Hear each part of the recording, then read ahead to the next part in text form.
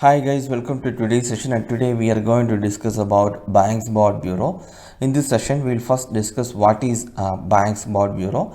Then we will see what are the functions of Banks Board Bureau, and then we will discuss the composition of Banks Board Bureau.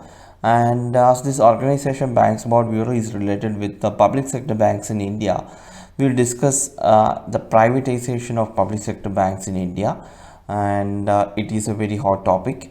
And we'll also see the issues related to privatization of public sector banks in India. So this is how I plan this session. Let's now start. So guys, Banks Board Bureau is a self-governing autonomous body of the central government. It is an advisory authority comprising eminent professionals and officials to improve management of public sector banks in India.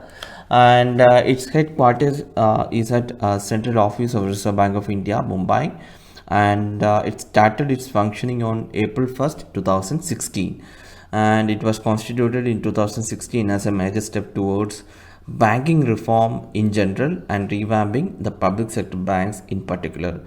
And this body, Banks Board Bureau, was a part of 7-point strategy of Indradhanush mission aimed at revamping the public sector banks. It is an autonomous body of officials and distinguished professionals of public sector banks. So that is the brief about Banks Board Bureau.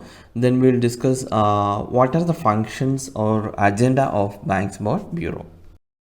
The broad agenda of Banks Board Bureau was administration of state-owned lenders. Its functions involve the first one is providing assistance to public sector banks to restructure their business strategies and assisting banks with strategies to deal with issues of bad loans or stressed assets, and also strategies for raising capitals through innovative financial instruments and methods, and recommendations to government on top level appointments like full-time directors, non-executive chairman in public sector banks, and also it suggests plans for consolidation and merger with other banks while they are trapped in problem of high collective gross NPAs.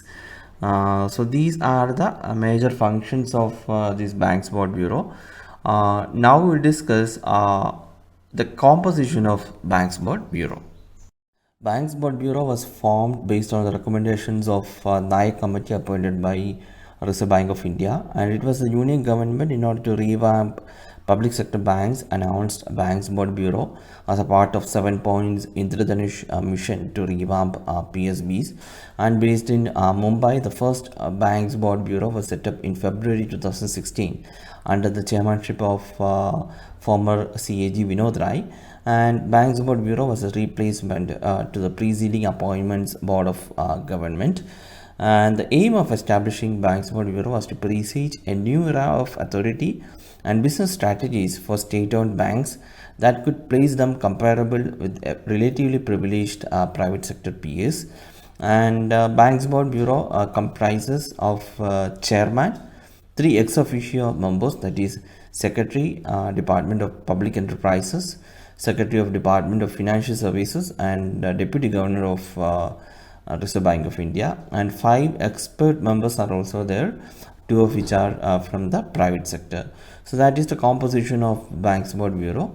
Now, as we discussed in the introductory part, this Banks Board Bureau is associated with the public sector banks, and there is a massive argument for the privatization of public sector banks in India.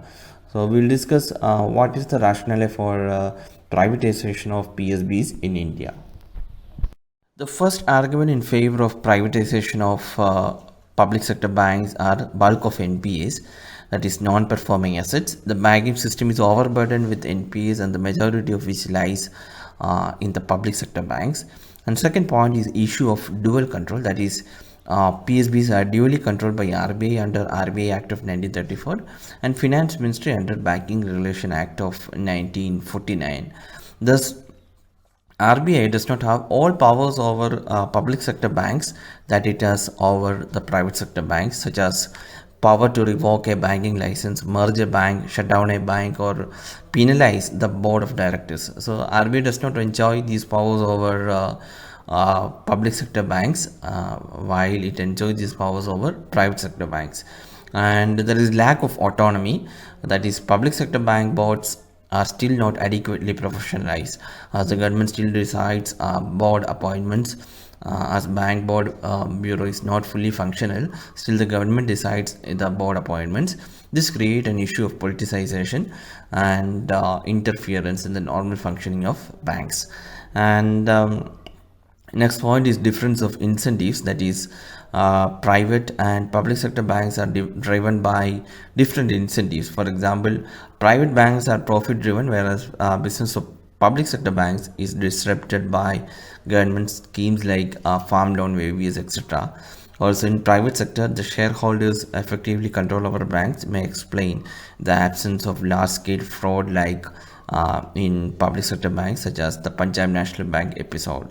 So these are the arguments in favor of the privatization of public sector banks.